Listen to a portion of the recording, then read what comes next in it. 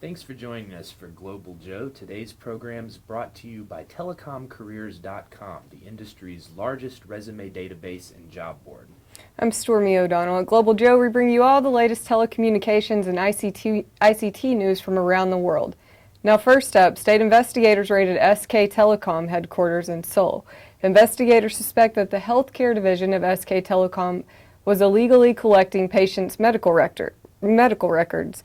Now prosecutors and detectives seized computer hard drives and documents to try to determine if the business gathered healthcare information without customers knowing about it. Now, in changing gears, Stormy, over in the UK, EE is set to deploy new technology that's designed to improve mobile coverage in hard-to-reach parts of the United Kingdom. EE is using a solution developed by the US firm Parallel Wireless. Now, you're going to see some video that RCR grabbed of Parallel co-founder Steve Papa back at TC3 in Silicon Valley in October.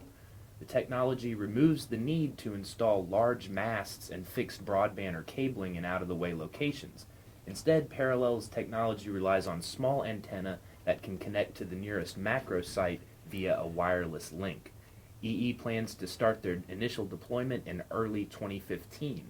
And for more coverage of Parallel Wireless from TC3, you can check out the RCR Wireless News YouTube channel. Big news from Intel. Intel has a new processor on the market that's 33% faster than the previous generation of chip. The Itanium 9500 series has broad industry support, including on Hewlett-Packard server systems like the Integrity and UX. The Itanium chip contains 3.1 billion transistors and supports 8 cores. HP reps said the chip upgrade will be better for resiliency and scalability in mission-critical IT infrastructure. Yeah, this is a really big upgrade, Stormy, and a lot of the discussion around this new Itanium chip is who exactly the upgrade is aimed at on the consumer end. Now, because HP's servers are NEBS compliant, which means they're reliable enough to be used by a telecom carrier, this new chip could go a long way towards supporting the transition to the telco cloud. And what I mean by telco cloud, a lot of the big telecom companies are looking to transition to a virtualized cloud-based environment. What that does is it lets them drive down their costs while similarly supporting the increasing demand for data capacity. And naturally, many of HP's biggest customers are some of these telecom players, so this could really help them retain that valuable market share. And, I don't know if you're on the market, but if you are interested in purchasing one of these new Itanium chips, they go for between $1,300 and $4,600 for a quantity of 1,000. So I can get you in touch with the right people. Oh, wow. And HP is also the biggest buyer of Itanium chips, so just another little connection between those two companies. Other news today, another possible technology breakthrough. Nokia Networks and Qatar-based telco Ooredoo have announced what they claim to be the first LTE advanced service in the country. The two partners claim the nationwide service achieved through LTE-A carrier aggregation by Nokia. And Asia's smartphone market has appeared to be cooling off a bit. The smartphone market there was up 6% from the second quarter. Now, China's growth was just 1% from quarter to quarter. But the Indian market, meanwhile, expanded 28% from this time last year. I think it's important to note that that is withstanding of Japan, where they're still seeing lots of increases.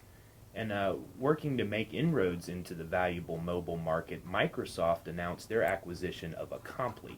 Now, Acompli is a company that provides a very well-reviewed mobile email application supported by iOS and Android. Microsoft reps said the move is part of an ongoing company-wide effort to bring more utility to mobile devices. In that same vein, earlier this year, Microsoft rolled out the Office software suite for iPad and iPhone, and plans are in the works to bring that Office suite over to Android too. The Acompli app prioritizes emails. It also provides some scheduling support, and it can handle files and attachments. It's really targeted at sort of your business consumer. And a shakeup at the top of the telecom company Millicom, CEO Hans-Holger Albrecht will step down at the end of the year. Millicom International Cellular has more than 50 million customers in Africa and Latin America. Albrecht became the CEO back in November 2012, and until the board of directors finds a successor for him, their CFO Tim Pennington is going to fill in. And Stormy, a cool video that I think you want to share with everybody out there this morning, right? Who doesn't love your phone to be fully charged? The quicker it happens, the better. Well, now, an Israeli company, StoreDot, says it has developed a battery that can charge in just 30 seconds. So way faster than anything else.